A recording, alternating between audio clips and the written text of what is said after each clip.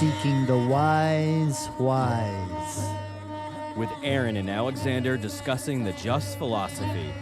Covering self-development, emotional processing, conscious relationships, and 5 levels of overall wellness.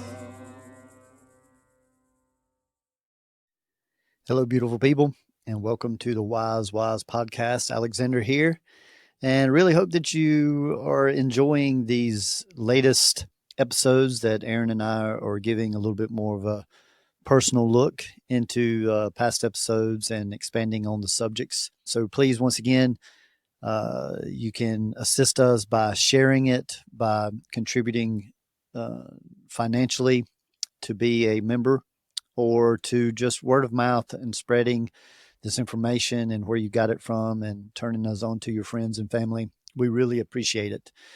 So last week or last episodes, I got into the 5 of the top aspects of self-development work from the Just philosophy's mindset or understanding, or what the Just philosophy promotes. And again, the Just philosophy is a way of life. It's not a belief system. It is things that you incorporate to change your experience in relationships and within the self, with a higher power, whatever you want to call that, and breaking family lineage, breaking patterns. So these are all the kinds of things that we get into.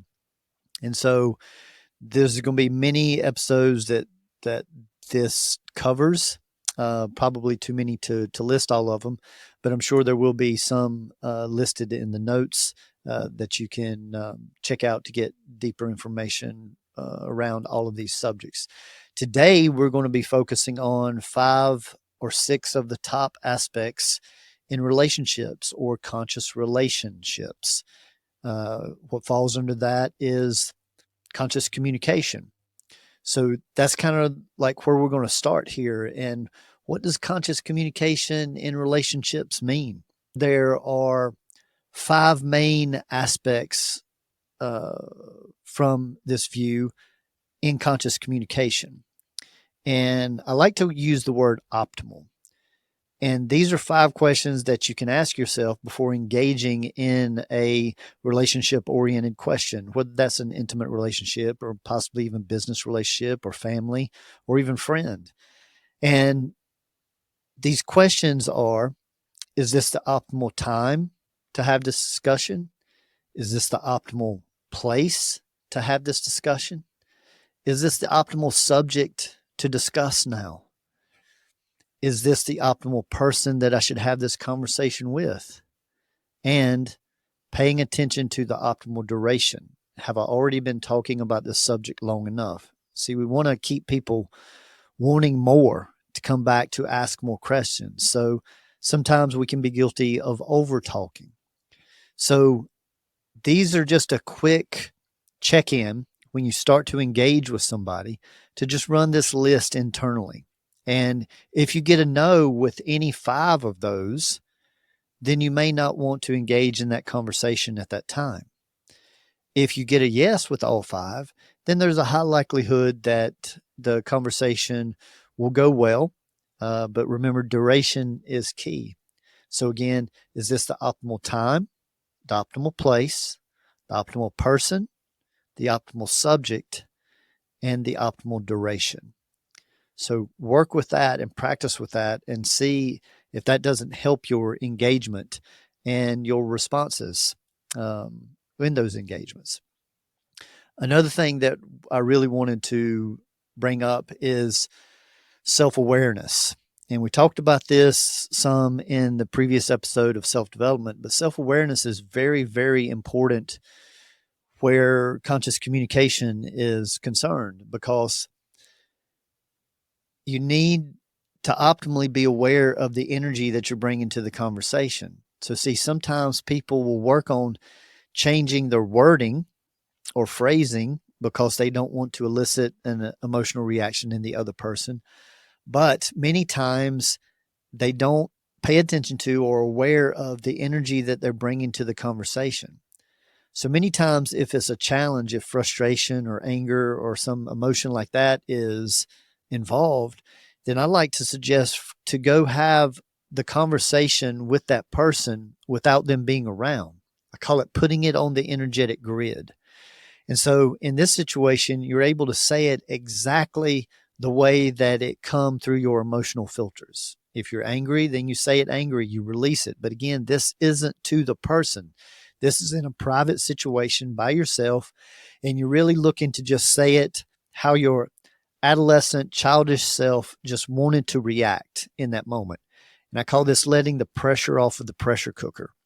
And then that will help when you release it in that way. Many times, then, when you do go to have the actual conversation with the person, you can carry a different energy and hopefully some energy of compassion because when we are in those negative emotions, we forget things like aspects like grace and compassion, composure, those types of things. And this is many times more easily accessed once we have let that so-called emotional reaction style of verbiage go when no one's around. But see, it's important that if you think it, that you release it.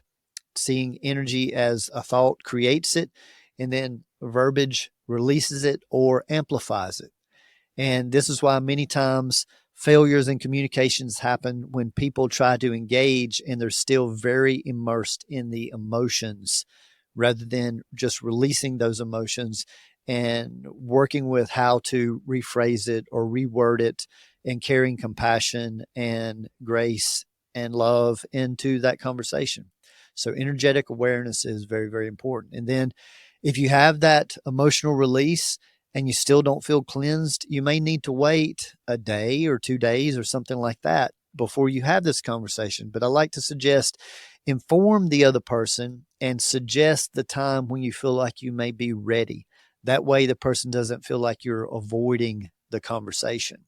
The next thing that I really want to get into is the 6 priorities when relating and being in relationships. And lots of people don't know why they are even in relationships. As we discussed last time, we had 3 main questions in self development of who are you, what are you passionate about, and how do you exemplify that passion? Well, here I want to add 2 more questions before we get to those 6 priorities. And the other 2 questions is what are you looking to receive in a relationship?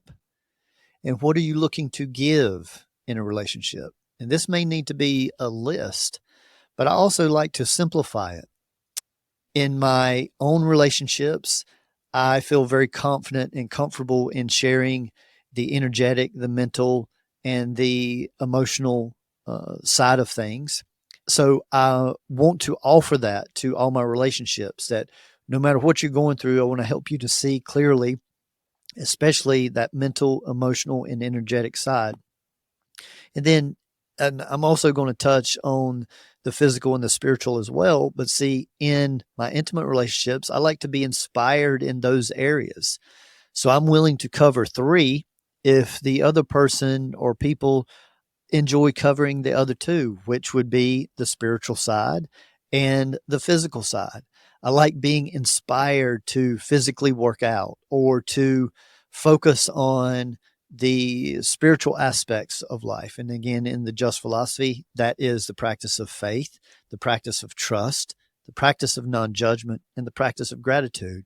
So, see, when I'm around somebody that actively and verbally practices those aspects, it inspires me to do that even more than I already do.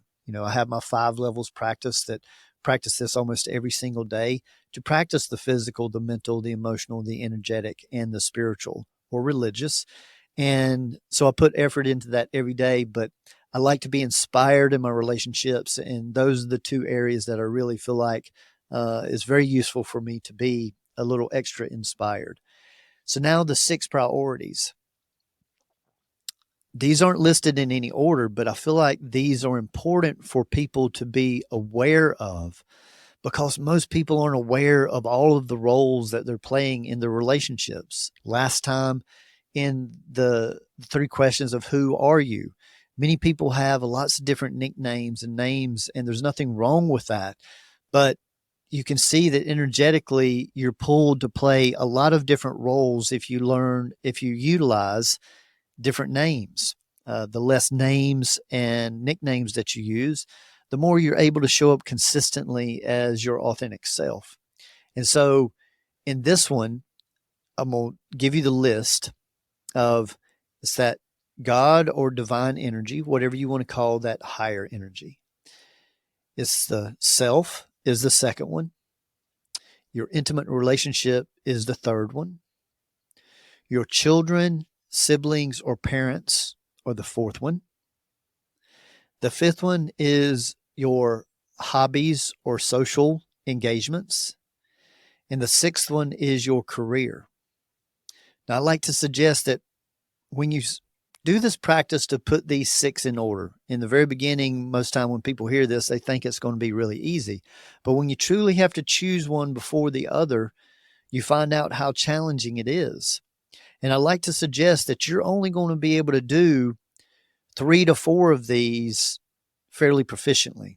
There's going to be at least 2 that really don't get a lot of attention. Or if you're dividing all of those 6 up, so you can see that there's only a certain amount to go to all 6. And so you may not be reaching satisfaction in any of them if you're working hard to focus on all 6 simultaneously. So my suggestion is to hone that down to 3 ideally, but possibly 4. And when you have these in order, see, it helps you with social invitations or professional invitations that you can, if possibly hypothetically the top 3 are the divine, oneself, and then one's intimate relationship, then see when extra stuff is offered at work or invitations happen through social situations, you can look right away and say, well, I really want to give my priority to these top 3. So the answer is going to be no with the job situation or with the social situation.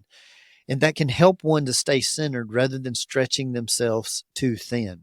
And so, again, there's no wrong way to do this order list. Again, it's a higher power, something outside of the self. Then it is the self. Then intimate relationships, children, siblings, parents. Then there is the social time. And there is career. So in looking at all 6 of those things, these are just 6 basic, and I'm sure people can add others too, and feel free to add and replace. But the main practice here is so that you're cognizant of how you're spending your time and how much and when and where with whom. And this can help with discernment and decision making greatly.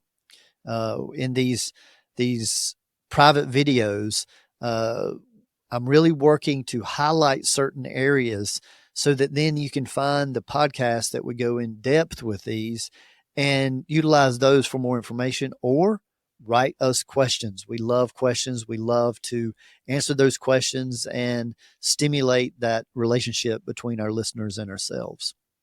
Now I want to get into what I call the 6 aspects of relating. And here we have attraction happens. Sometimes we're not looking to be attracted to someone, something, or somewhere, and it happens out of the blue. And so accepting that attraction is going to happen, but we don't always have to pursue it. That's a big key. Many people get attraction mixed up with feeling like they've known this person before or feeling like they have a deeper connection. And I'm not saying that doesn't happen with people that we're attracted from time to time, but many times this is taken for granted and we think that attraction is leading us towards something. But this leans into that love is developed over time. Okay. So, see, once you recognize that attraction, you want to manage that energy because you want to realize if I'm going to engage with this person over a long period of time, then this needs to develop. And attraction is only 1/6 of this formula. It's no more important than any of the rest of them. The love is developed, means that we need time to get to know each other. We need time to see each other's flaws and love each other through those flaws and uplift each other as best as we can. So the next one, or the third one, is that trust is earned. Okay, so again, time is our ally and our friend here. Trust shows over a period of time how somebody is going to show up for you day in and day out. And that's very, very important. But many people can be guilty for giving your trust away before that time is properly established. So this leads us into number 4 of respect should be given. See, many times people give their trust when that should be earned, and then they don't give the respect when we should give people respect right away and then make adjustments if they treat us disrespectfully. But let the trust take time. Consider giving the respect as soon as you meet somebody or a situation. The next one, or fifth one, is forgiveness is imperative, people. Listen, I know sometimes we want people to pay the cost for what we feel like they did to us. And I can't express enough how nobody gets away with anything. Again, everything's in divine order. Everything will be taken care of, even if it looks like someone is getting away with something and they're handling it in a negative way. Because see, when we blame, when we judge, when we hold grudges, that deteriorates our energetic field, which eventually deteriorates our physical body. It brings in illness, injuries, and one of the hardest ones for people to do is to forgive, especially when they feel like they've been unfairly or unjustly treated. And to see right away that, and to trust, and this is again bringing in that spiritual level to where you practice the trust, the faith, and the non-judgment and the gratitude, that when somebody mistreats us, they're giving us an opportunity to learn something. And when we can learn something from the situation, we can shift them from being the antagonist to the teacher. And you can't judge and learn simultaneously. It's very, very difficult to do. So if one chooses to be a student of life, then see, they want to get rid of that judgment and they want to forgive as soon as possible. And the secret to that, or the key, is learning the lesson that's in it and being able to shift them from the antagonist, like I said just a little earlier, to the teacher. And then you can always thank the teacher, because that won't happen again. This is the adjustment that I'll make moving forward. And then this sixth one is, it's not new, but it is one that hasn't been discussed when I've brought up these 5 aspects in the past, but it is really 6. And I feel like this one is important, that energy remembers. So see, this is why it's hard for some people to break patterns, because they don't change their energetic field. So many times people will change their thought processes about how they move through something or how they respond to something, but they're not adjusting the energetic aspect. Because see, if you're holding on to frustration, to blame, but you say the right thing, energy doesn't lie. So many times the energy will take more precedence than the words.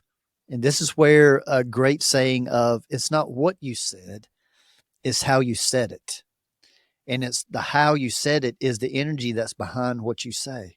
So again, energy remembers, and we need to break that pattern. And we see many people bring old baggage or old energy, old experiences into new relationships.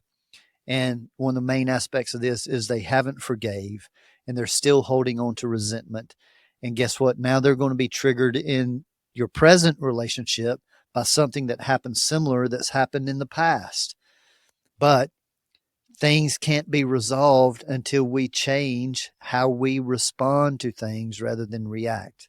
So again, that is, attraction happens, love is developed, trust should be earned, respect should be given,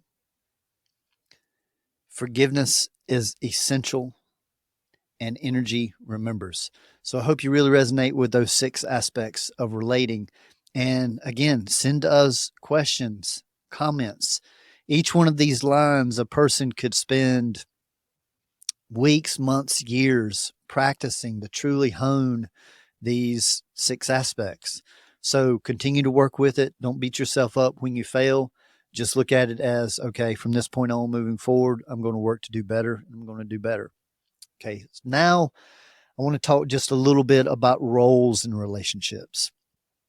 And I've broke this down to 4 roles. And again, I'm sure you can add more, but I felt like these 4 roles really covered the main aspects of relationships. Again, no matter what the type of relationship is, but this is very connected to raising children and intimate relationships. And this is, are you looking to be the protector? Are you looking to be the provider? Are you looking to be the nurturer? Or are you looking to be the teacher? So if you take those 4 and you put them in another list and you just really look at putting these in order as to how you really feel like you show up, because this will help you to understand communication breakdowns. See, if somebody shows up as a protector first, every time that they engage in a conversation, but the person they're engaging with is coming to them looking for a nurturer. See, there's going to be a communication breakdown that happens there. We can even get into asking people what they're looking for by giving them those 4 choices. People don't always know what they're looking for. But if somebody comes to you with a problem or a situation, to simply say, hey, I can show up as any of these aspects. Do you need protecting? Do you need help from a teacher standpoint? Do you need nurturing, to just be held and told that it's going to be okay? We will work through this together. Or do you want to be the provider to maybe help them to get the help that they need, or to give them some financial support? These roles have become very clear to me, even in strangers, when I see them engaging with other people. And this is one of the most common issues in failures to communicate that I've seen and been looking for over 26 years now, when people get together and they're trying to talk about challenging subjects, is that the roles that both parties are playing are not on the same wavelength. So see, if somebody is looking for help and the person they go to shows up as a teacher, then that will be in harmony. But again, if they're looking for help and maybe they're stressed out and the person shows up as a protector, oh, I'll take care of it for you, I will go talk to this person, that's not necessarily helpful. Or if they just want to nurture you and tell you that, things are going to be okay, and give examples of similar situations they've been through, that's not necessarily giving you information to help you moving forward. So I hope that you can see that whether you're looking at these 4 characteristics and roles that we play in relationships, as whether you're on the receiving side or you're on the giving side, it can be very, very useful to be clear in what you are looking to ask for or what you are looking to give. And again, now we bring this back around to self-awareness and looking to respond in life rather than react to life or to people. And see, in the response, there is consideration, there is grace, there is compassion, but sometimes that needs more time than most people want to give it.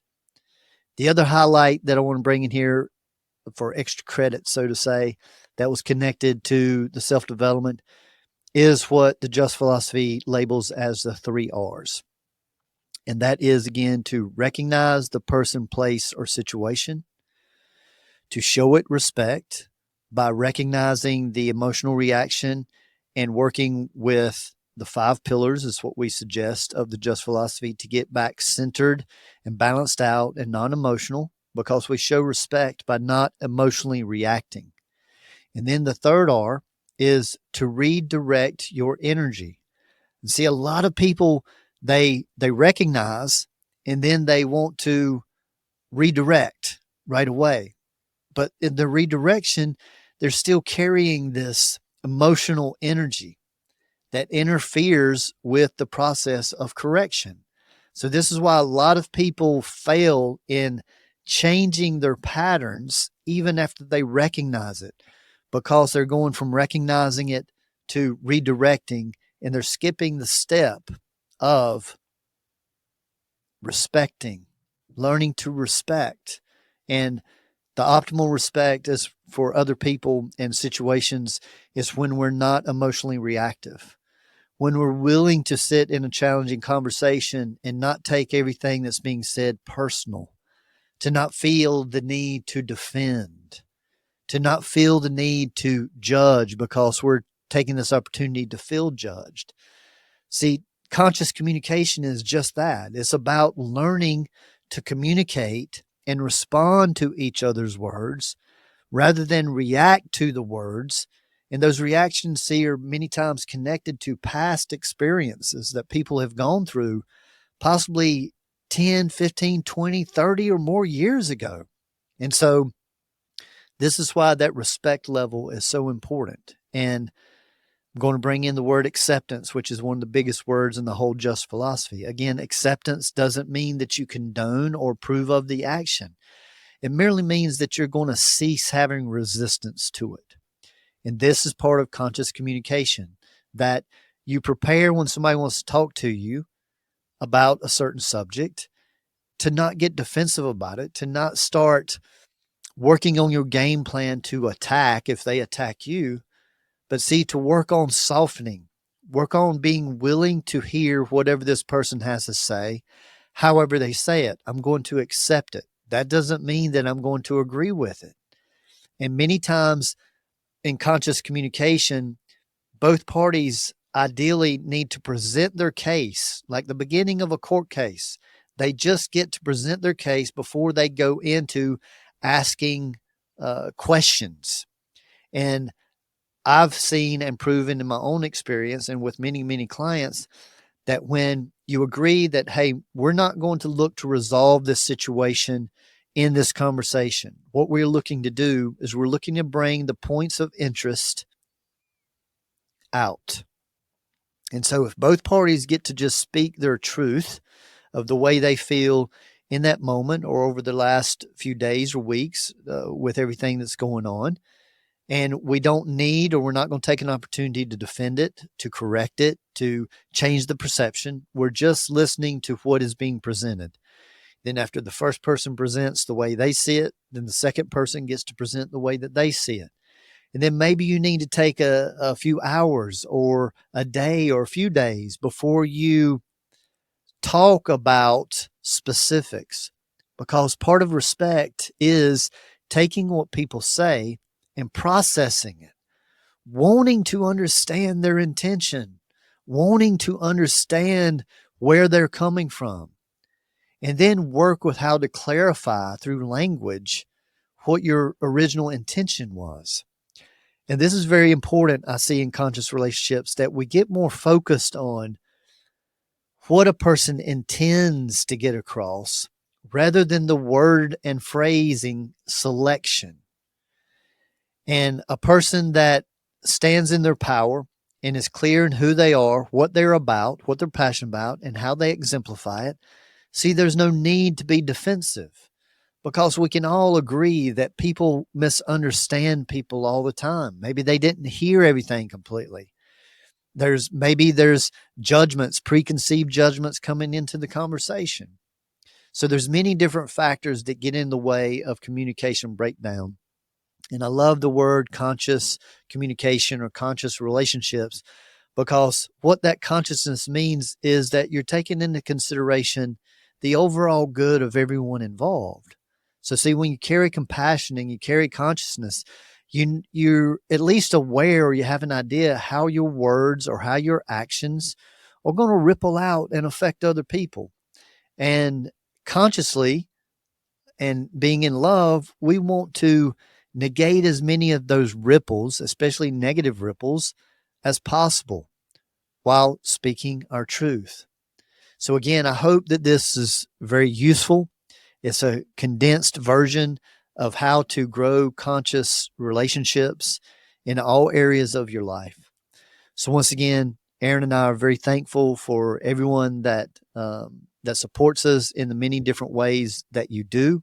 We have a way to purchase the podcast on a monthly basis or a yearly basis and get full back catalog of over 150 episodes, over 1 hour each of them, or over an hour as well.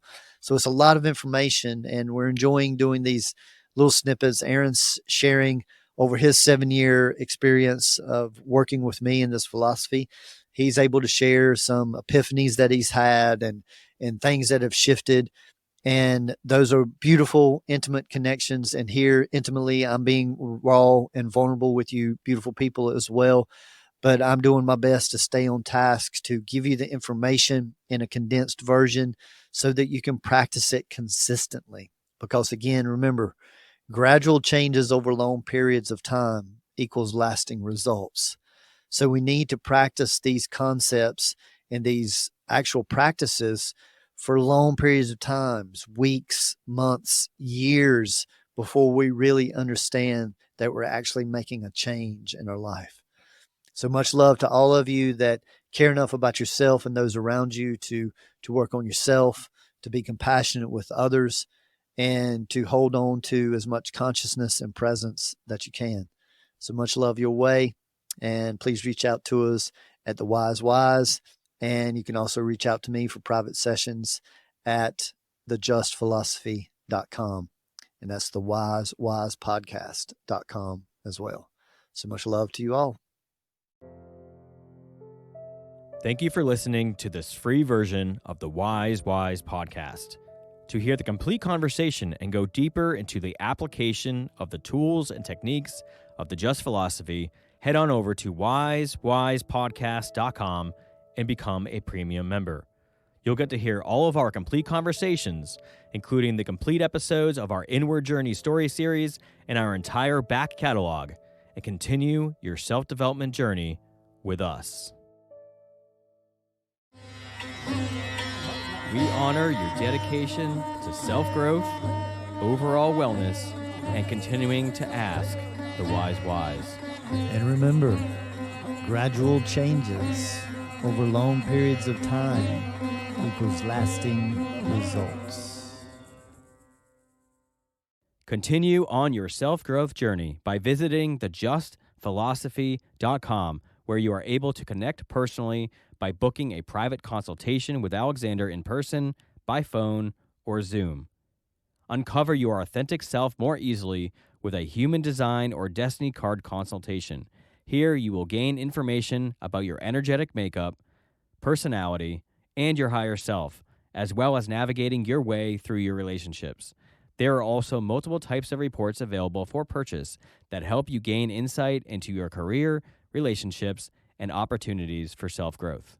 The site also allows you to view a calendar of Alexander's live performances and class schedule, peruse other products such as shirts, CDs, and finally, the revolutionary VibroTune vibrational sound therapy tables. These contoured therapy tables allow you to bathe in a vibrational sonic bath of frequencies, bringing you into alignment on all levels.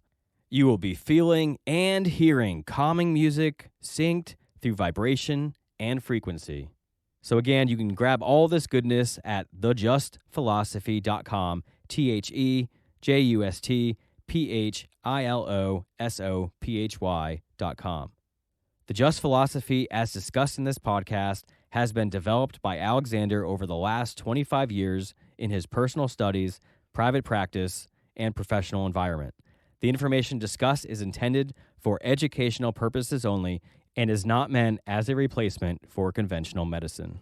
Just remember, knowledge plus experience equals wisdom. Seek the wise. We want to thank you for working on you. Keep shining your light and refining your vibe.